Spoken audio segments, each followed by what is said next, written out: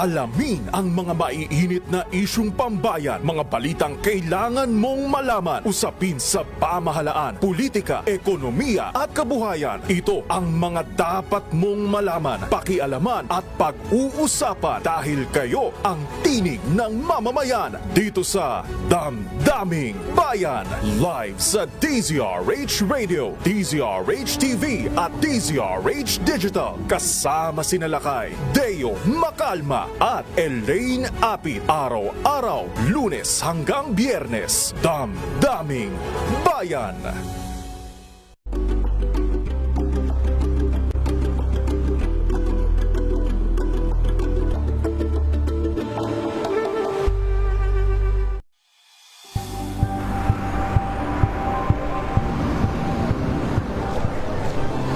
Ating mga eksperto dito lang sa Expert Opinion. Ito ang Ito The po Better ang News. TNVS. Trending and Isang Battle Show. kwento, iba't ibang anggulo. Dito sa Point. Mga kalunas, dahil sa inyong pagtitiwala, ang Lunas ay may extension na. Lunas Extension.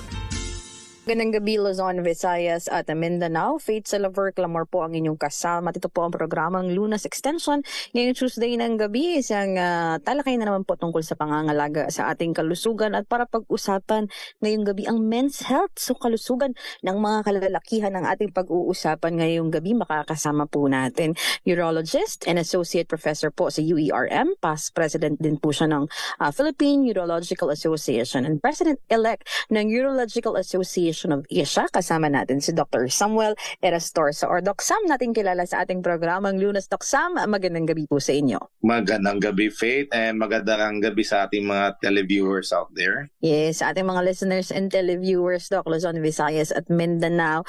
Men's health. Madalas, Doc, bilang isang mga lalaki, parang ayaw niyong pinag-uusapan yung health niyo kasi talagang macho effect. Sa'yo ko narinig din, Doc, macho effect yung mga lalaki. Kailangan malakas kayo palagi. Pero maraming pwedeng maging sakit ang mga kalalakihan, Doc. Ay, yes, of course. Para di kaming like any other person, katulad ng mga babae na prone din sa mga sakit. And may mga particular na sakit na medyo mas common sa amin mga kalalakihan, katulad ng prostate, di ba? Meron din kami tinatawag na male menopause. Hindi lang yung babae na menopause.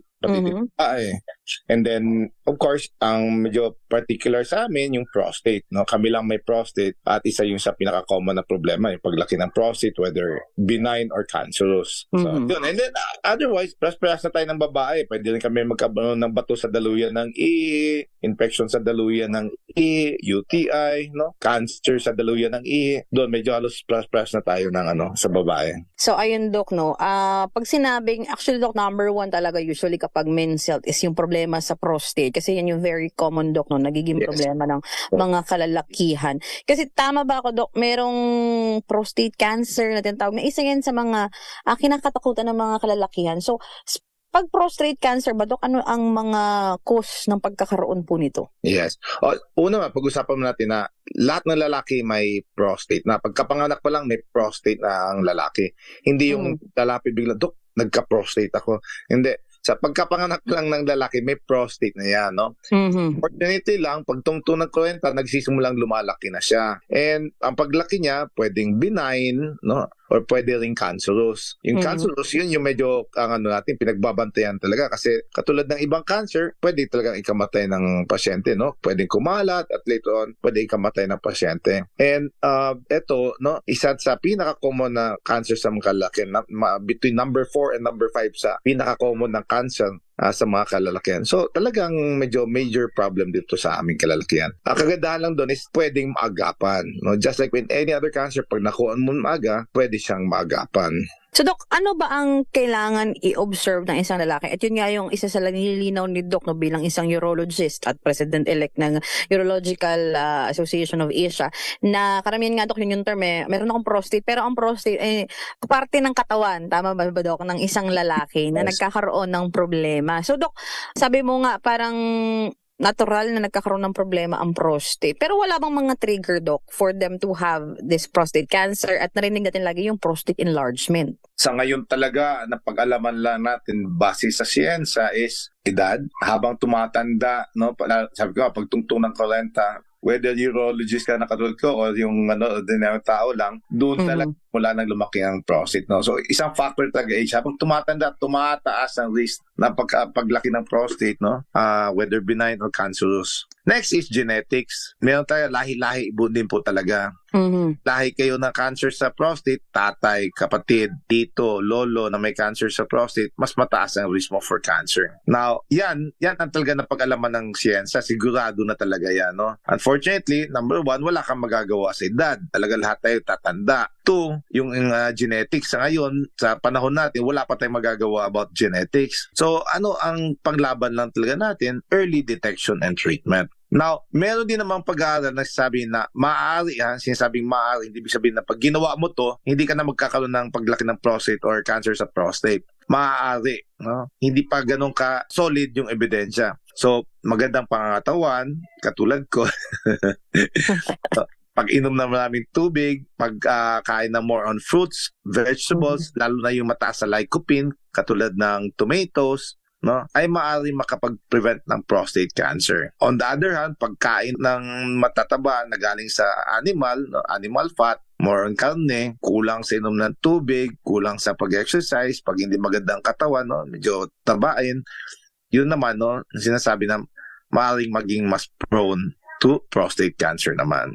So, Doc, ano ba ang kailangan i-observe ng mga kalalakihan nakikinig sa atin ngayon na mga sintomas na pwede nilang maramdaman kapag nagkaroon ng problema yung kanilang prostate? So, iba ba ito, Doc? Iba ba yung symptoms na mararamdaman nila if it's prostate cancer? Iba din ba pag enlargement lang? Yes. So, una punta tayo sa pinaka-common, no? Ang mas common tawag na benign prostatic hyperplasia, yung kusang lumalaki ang prostate na hindi cancerous. Ito, pag lumalaki, ang unang symptoms, kasi paglaki niya, umiipit siya sa daluyan ng ihi. No? Pag naipit ng daluyan ng ihi, ayun ang mga problema. Mahina ang daloy ng ihi, putol-putol ang pag-ihi, madalas ang pag-ihi, umiiri para lang lumabas ang ihi, nagigising ilang beses, 5, 6, 7, 8 beses sa gabi para lang umihi. No? And then, pagkatapos umihi, may natitira pa. And worse comes to worse, hindi na talaga makaihi at kailangan na sonda. Common ng mga simptomas. At nakikita mo na kagad, ay, malaki ng prostate, kailangan na gamutin. However, sa prostate cancer naman, ang prostate cancer, no, silent siya, tahimik. Maaring may prostate cancer ka na pero walang simptomas. Kasi gatuldok pa lang yung cancer, hindi siya talaga magbabara sa daluyan ng ihi. Maliit pa lang siya para magbara sa daluyan ng ihi. So, maganda ang ihi mo, ang ganda ng pagramdam. Dok, ang galing ng pag-ihi ko, wala akong problema. Bakit may cancer ako? Kasi nga, sa simula, sa early stage siya, usually wala talagang simptomas.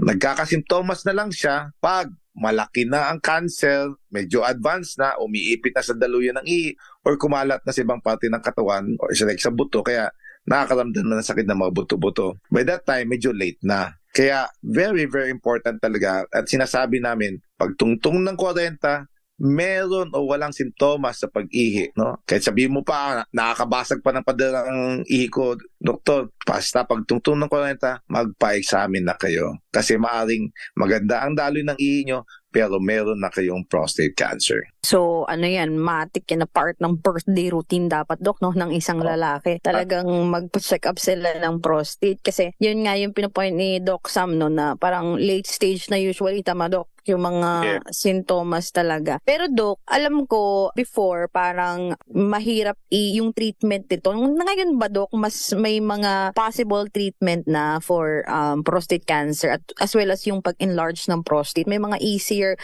surgical procedure na ba na hindi sila masyadong mahahassle kapag nagkaroon sila nito? Yung benign prostatic hyperplasia, no, ang laki na ng pinagbago. Dati may problema ka na sa prostate enlargement, nagbabala na sa daluyan ng ihi, wala, operasyon na kagad, kayod na kagad, na kagad sa prostate, opera na kagad. However, ngayon, ang gaganda ng mga gamot, no, may mga gamot na nagpapaluwag sa daluyan ng ihi at nagpapalit ng prostate para hindi na kailangan umabot sa operasyon. No? Maaga pa lang na maaga. Sa saka yung mga operation ngayon, Dok, alam ko may mga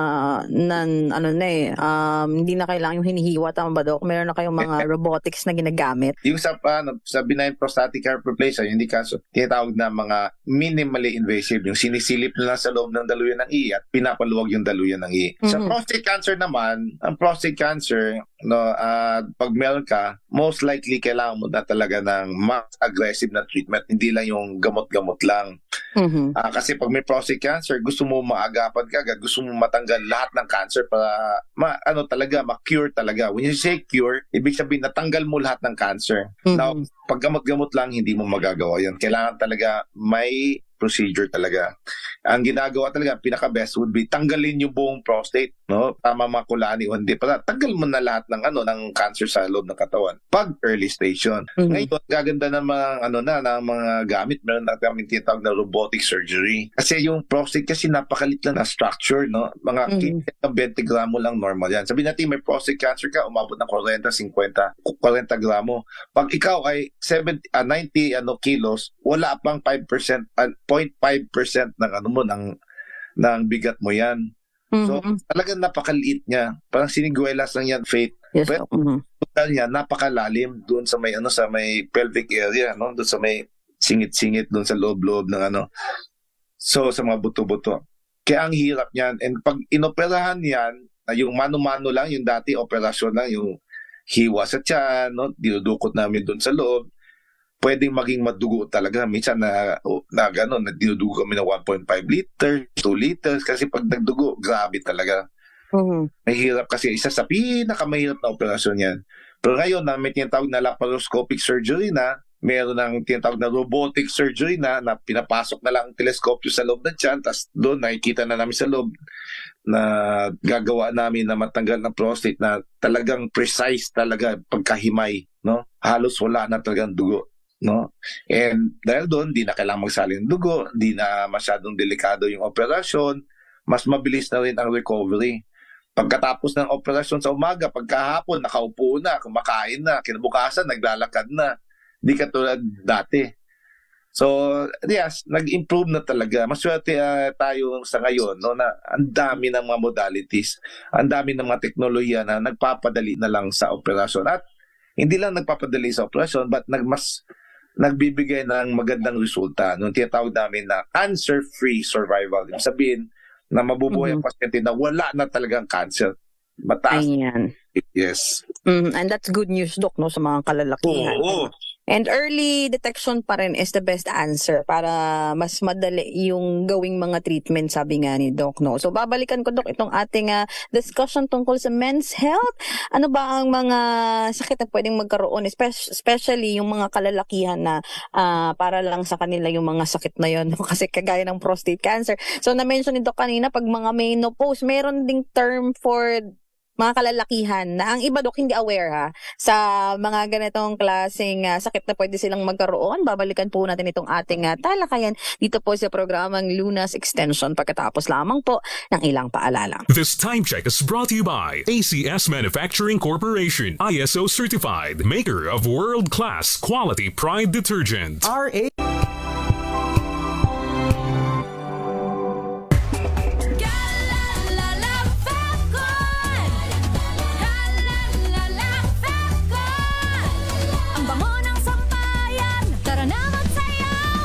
Fabcon, amoy nakaka-joyful!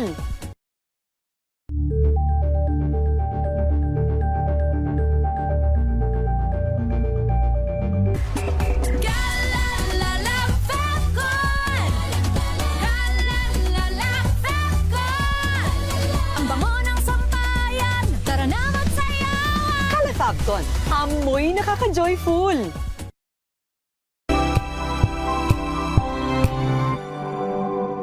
Hello, Washi! Laundry day na naman! Yay! Anong meron? Mancha ng chocolate, putik, may libag pa! Kaya natin yan! With Pride Washing Machine Detergent, may triple stain-away formula. Tanggal ang makapit, madikit, at malupit na dumit mancha. Kaya easy-easy ang labada. Mula noon hanggang ngayon! All you need is pride! All you need is pride! ACS. May nagbago, may arte, may budget. Akala nyo lang yon. So solid! White Rose Papaya, wow! White Rose!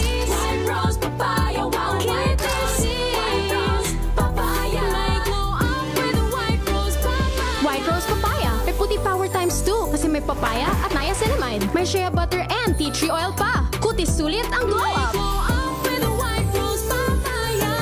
White Rose Papaya, kutis sulit ang glow up. ACS.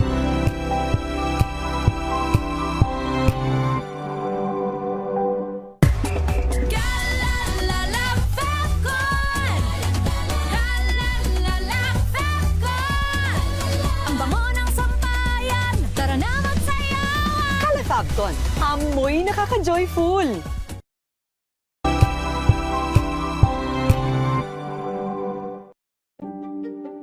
Buklatin ang mga pahina. Pakinggan ang boses ng lipunan. Tunghayan ang mga issue mula sa ibang katayuan. Nakakalungkot kasi deserve ba namin ng ganito? Na hindi nila alam kung ano talaga yung kanilang mga karapatan.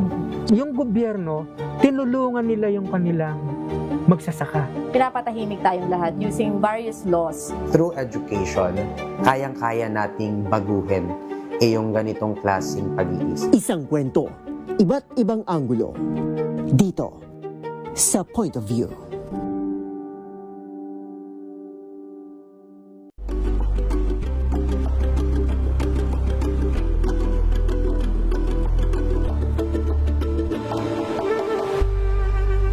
Tambalang Anthony Taberna at Jerry Baha ang gigising sa inyong umaga dahil lalatay ang humahagupit na diskusyon at komentaryo Lunes hanggang Biyernes sa 2x2.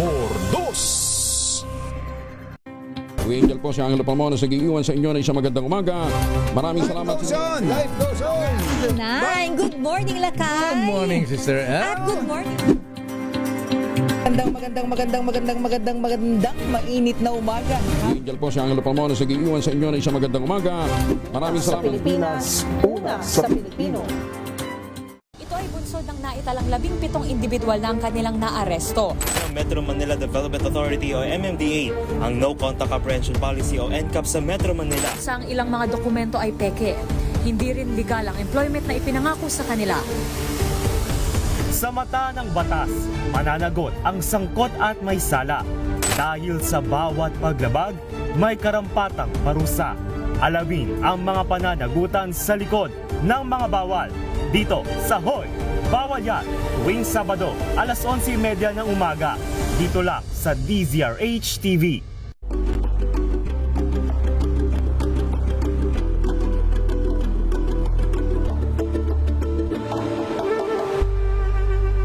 Tumunog na ang gandingan para sa kalikasan. Ang nagkamit ng parangal bilang Best News Anchor ay walang iba kundi si Angelo Palmones ng Magandang Umaga Pilipinas, DZRH Radio 666 kHz.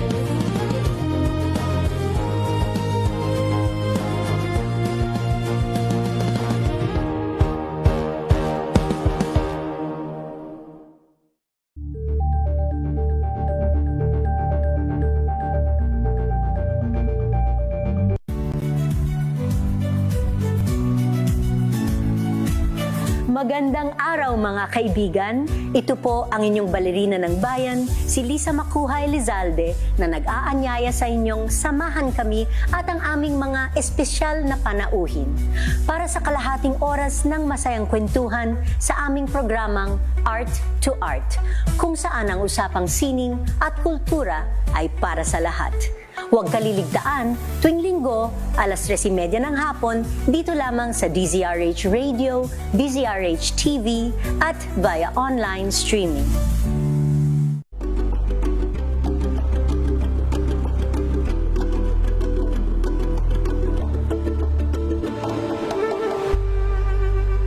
We've got you covered. From the hottest hits, exclusive interviews, kilig to the bones fan meet experience, and hataw performances of your favorite stars. Saturdays, 12 noon, dito lang sa DZRH TV.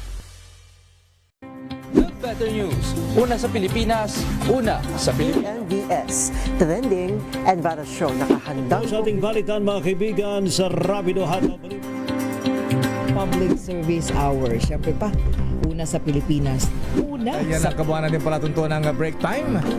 Sabay niyo na po ang mga balita at talakayan sa Balansyado. Maraming Curious ka ba sa maraming bagay? Kami na ang bahala dyan. Aalamin, tutuklasin at bibigyang linaw namin ang mga katanungang bumabagabag sa inyong isipan. Sa programa kung saan ang bawat sagot ay galing lamang sa mga eksperto. Ang Expert's Opinion, tuwing linggo 3:00 ng hapon, dito lang sa DZRH TV.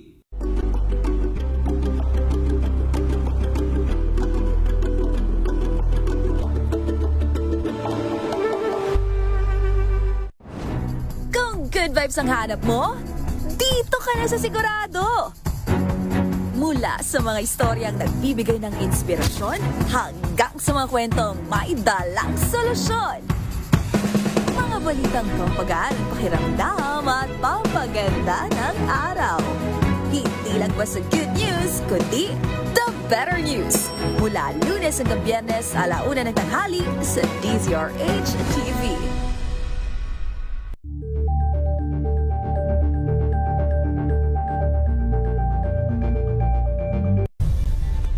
Nagsimula sa pangarap hanggang sa maabot ang tagumpay. Iba't ibang kwento, iba't ibang mukha ng atletang Pilipino. Mas pinatindi, mas pinalakas, at mas pinaaksyon sa match. Lusugan, Lunas, Extension. Nagbabalik po ang ating programang Lunas Extension. Kasama pa rin po natin si Dr. Samuel Erastorza or Doc Sam, pinag-uusapan ng men's health. Bilang mga haligi ng tahanan talagang, Doc, at bilang isang lalaki, kailangan priority ang health ng mga kalalakihan. And aside, Doc, sa problema sa prostate, isa sa mga common na pwedeng maging sakit din ng mga kalalakihan yung andropause, tama ba, Dok? Parang menopause ng mga kababaihan pero andropause sa mga lalaki. So, yung iba kasi, Dok, hindi aware dito. Pareho din ba, Dok?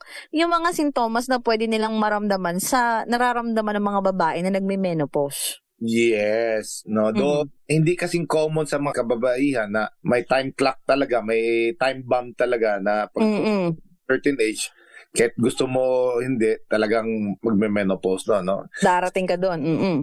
May iba hindi talaga, pero may iba yes, nagme-menopause din pag bumababa na ang testosterone nila. And ang mga simptomas halos katulad din ng babae. Hot flashes, parang silang sinisilaban, no? Kahit na malamig yung yung kwarto, sila parang init na init pa ka rin. And then, bugnutin, yung tinatawag na mood swings, no? Ang behavior, mainitin, bugnutin, mainitin ang ulo, bugnutin, irritable, ganun ang tawag doon. At the same time, no, matamlay din, parang walang gana, no? Mas lalong tumataba, bumababa metabolism kasi. And then, katulad ng sa babae, prone to osteoporosis o nagiging brittle o yung buto, no?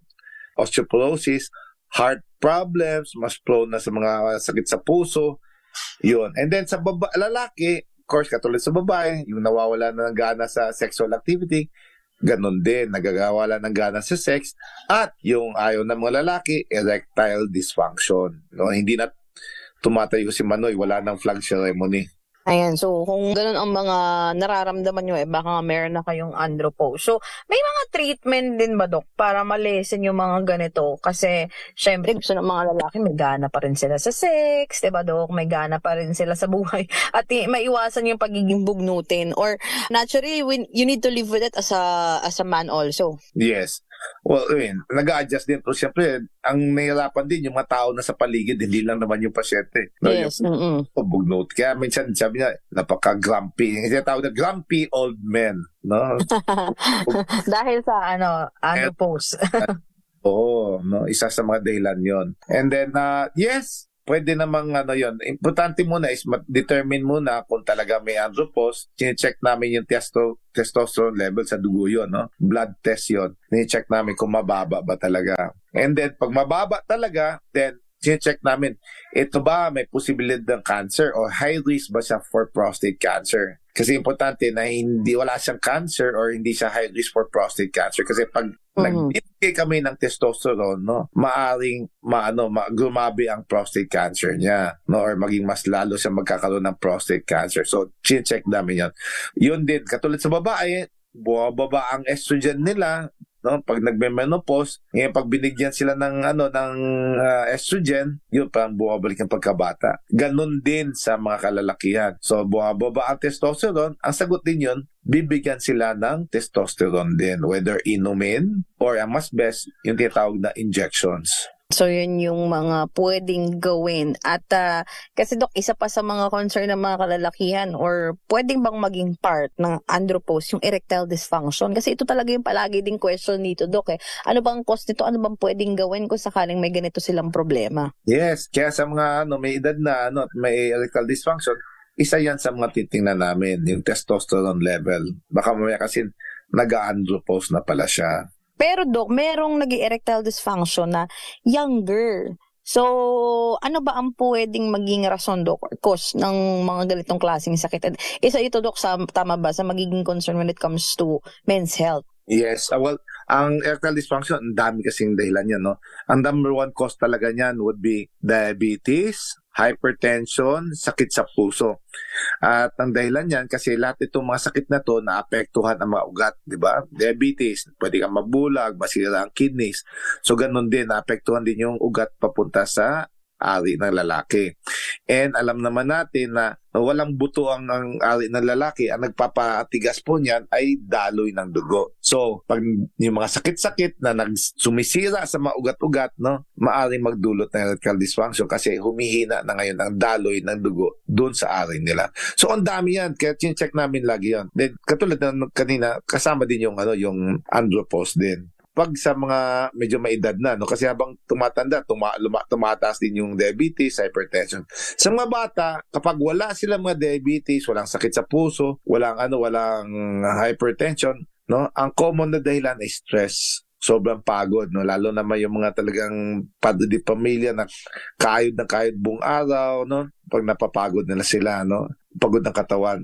Or pagod yung utak, no? Ang daming iniisip. So kailangan kasi pag nakipagtalik ang isang lalaki, kailangan concentrated. Pag may mga distractions, no, maaring makapekto. So ang tawag diyan is nagkakaroon din ng psychological effect, no? Maraming iniisip, no? And then paano na yan? Mag-worse na yan. Paggrabe yan kasi once na nagkaroon ng isang insidente ng erectile dysfunction, no? Nakipagtalik siya tapos biglang lumambot, nasisira ang confidence, no, ng lalaki. Yes. May psychological factor, Dok, no?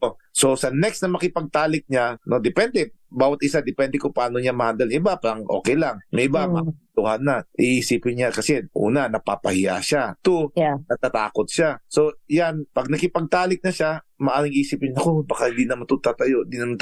Ayan, tuloy, hindi natatayo. No, kasi, natatakot na, kinakabahan, wala ng confidence. And then, pangatlong beses na naman, mas lalo na kasi nakadalawang beses sa pumalya. So paggrabe na kasi lalong nawawala ang confidence at ng lalaki. Ang kanyang tiwala sa sarili kaya nawawala ang concentration. So yun, isa sa dilan would be yan, psychological. So kailangan matingnan yan. Isa pa, yung sa cause ng psychological is lalo na pag matagal na sila mag-asawa, no, 10 years na. Dok, wala nang gana, Dok. Pero pag tinanong mo, ikaw, pag nakakita ka sa ibang babae or nakakapanood ka ng movie or pelikula, ano ba, tumitigas ba? Ay, Dok. So, medyo psychological yon, no? Partner nila, no, hindi na masyadong tumatayo. Hindi na may hindi na mahal, pero dahil sa katagalan na, no, parang naging monotonous na yung sexual activity nila, parang nawawala na excitement, no, parang ganito na naman, no? Parang wala nang nabago. Wala parang nagiging routine na lang, parang hindi na siya naging exciting. So yan, ina-advise na namin patingin na ng psychiatrist or psychologist para lang to check kung ano ba nangyayari doon sa nila sa kanang sexual atmosphere o yung sexual relationship nila. And then tuturuan sila kung paano magiging exciting na naman. To make it more exciting, either mag-honeymoon naman kayo, magpumunta kayo sa ng islands and parang kayo-kayo lang. And May ano, Doc, may psychological and emotional therapy din bilang doctor, no? So, again, Doc, marami talagang Yes. problem na pwedeng mangyari when it comes to men's health, especially when it comes to their sexual life, which is very important for a guy, di ba, Doc? For men, especially kapag you're in a relationship or you're married. So, dapat hindi sila mahiyang magpakonsulta, especially sa urologist, Doc, no? Kasi baka, yun nga, maybe you have cancer or you have a hormonal imbalance, diba, Doc? So, wala na tayong oras, Doc, pero marami pa sana akong question ngayong gabi. Ang dami pa nating hindi natakal tungkol dito sa men's health na pwede nating balikan sa mga susunod na episode, no, natin dito sa Lunas Extension. Pero, Doc, kung sakaling gusto nilang magpakonsulta sa'yo at gusto nilang magtanong tungkol sa kanilang health concerns, saan ka ba pwedeng kontakin or puntahan, Doc, na clinic? I'm with St. Luke's, no? St. Luke's BGC, National Kidney, UERM. So, depende na sa kung anong klaseng service ang gusto nila. UERM, sa Santa Mesa, and then Medical City Clinics, yung mga satellite clinics ng Medical City, tanong-tanong na lang kayo. And then, may bago kaming kliniko ngayon sa Metro Pasay Medical Center. So, yung mga taga-Pasay, lalo malapit doon sa may Victory Liner, no? May bagong clinic ako po doon, no? And may bago kaming hospital actually doon. So, kung gusto nyo pating sa akin, you might go there. You can go there. 0915-529-8534. Ayan po ang number ni Dr. Samuel Erastorza. And again, sa mga nakikinig, kasi nasa Pasay tayo, DZRH. So again, kung may mga malapit dito na gusto nyo pakonsulta, nasa Metro Pasay, ang isa sa mga hospitals ni Doc Sam Erastorza. Again, Doc, maraming salamat sa iyong oras at pagbibigay impormasyon tungkol po sa ating naging talakayan ngayong gabi. Again, thank you, Faith. Thank you, DZRH. And thank you to all the televiewers. Ayan, maraming salamat, Dr. Samuel Erastorza. Ating pong nakasama sa ating programang Lunas Extension ngayong gabi. Ako din po ang inyong nakasama, Faith Silver Clamor. Laging nagpapaalala na prevention is better than cure. Magandang gabi po, Luzon, Visayas at Mindanao. Mga kalunas, hanggang bukas dito sa Lunas Extension.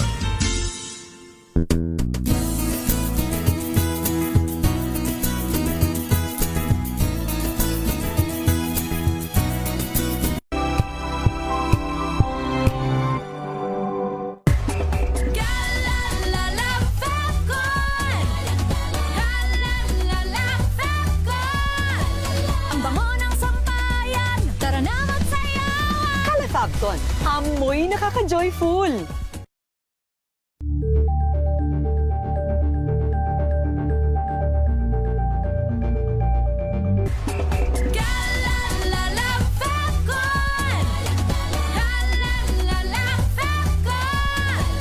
Ang bango ng sampayan, tara na magsayawan! Calefacton, amoy nakaka-joyful!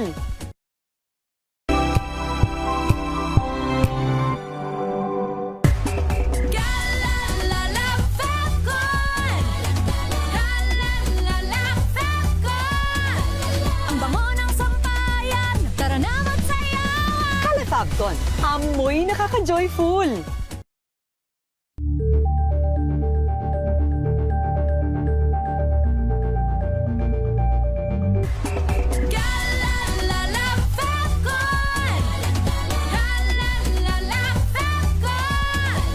Ang bango ng sampayan, tara na magsayawan! Calefacton, amoy nakaka-joyful!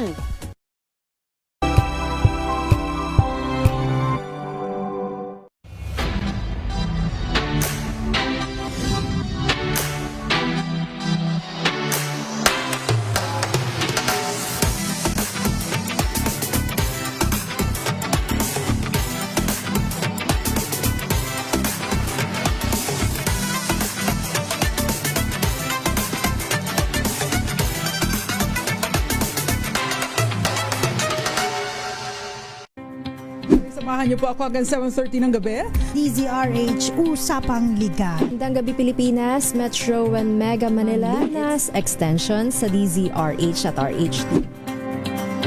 Ray Simayan at Kisses Habswa para sa DZRH, una sa Pilipinas. Una sa Pilipino. Maagang balitaan, maagang usapan sa mga issue at balita. Kasama si Kuya Angelo Palmones sa Magandang Umaga Pilipinas. Mula Lunes hanggang Biyernes.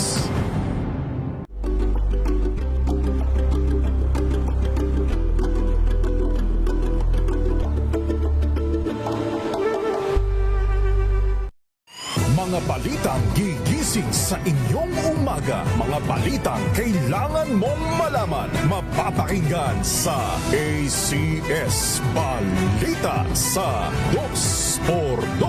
Kasama sina Anthony Taberna at Jerry Baha. Lunes hanggang Biyernes.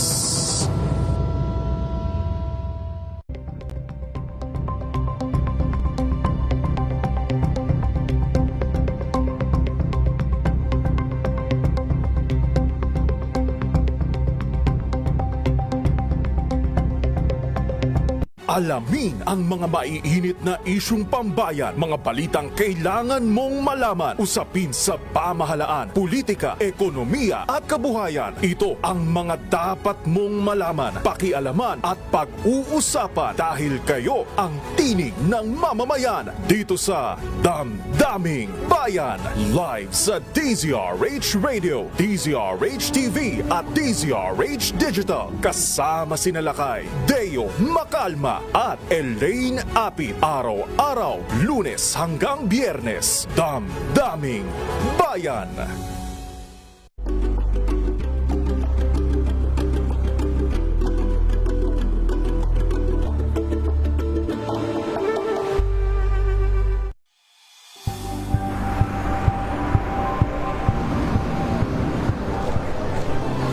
Ating mga eksperto. Dito lang sa Expert Opinion. Ito ang The Better You. TNVS.